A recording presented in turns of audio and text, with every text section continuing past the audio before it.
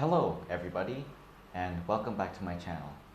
Today I'm going to be starting up the third part of this fourth chapter that is about humans as objects of God's love. Let us begin. God helps us not because of our good deeds and good acts and behavioral patterns. However, according to the motive of human creation, God only carries out His will, and that humans have the rights to receive His love. This is the meaning of a spiritual life for humans, where humans are obliged to receive the abundance of God's love for the rest of their lives. The devil can deceive humans and make them subordinates, but the seeds of the devil cannot be planted in humans. And because humans are seeds born of God according to His plan. Before the Son of God came to this world, God sent humans and made them receive torment as a way for the arrival of Jesus Christ. And after that, Jesus Christ came to taste death. When Adam ate the fruit of the knowledge of good and evil, it was decided that Christ would suffer death, and humanity would suffer too. Since then, endless suffering and curses have been poured onto humanity. This is the reason why humans deserve God's love, because the devil defied God's plan by killing Christ, but when God revealed that Jesus Christ is the truth and resurrected Him, the devil lost all authority over death.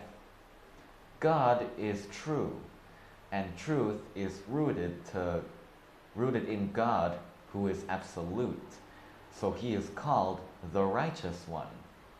The unrighteous devil cannot rule anywhere or in anyone who accepts God's absolute love, and therefore humans can be freed from sin, curse, and disease by the power of God's love. We can read about this in John chapter 3, verse 16, which says, "For God so loved the world that He gave His only begotten Son, that whoever believes in Him should not perish, but have everlasting life."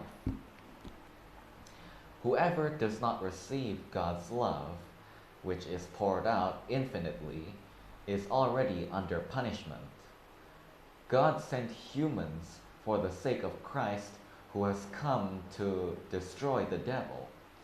After the devil was destroyed, God bestowed grace on humans who had been ruled over by the devil and had been cursed and tormented. When the Son of God was about to be ascended to the throne of glory, Jesus promised, "I will never forget you who may have worked for me. I will come again and take you to my place, so that where I am, you may also be." After humans were used to destroy the devil, God allowed humans to share in the glory that His Son has received.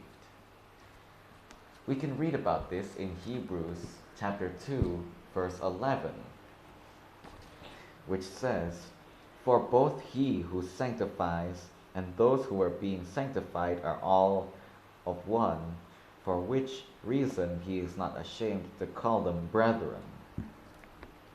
So even if suffering such as disease and poverty come our way, we must not be afraid. The more trials and tribulations we face, the more we must receive God's love. We humans who are so lowly received God's love through Christ's death that destroys Satan. And then, at that point, our problems will be solved.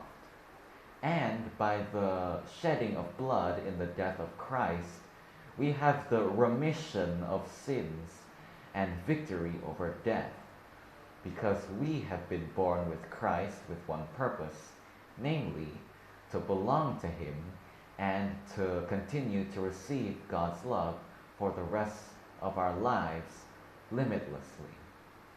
That is all I have to bring up for today, and I will see you all in the next one.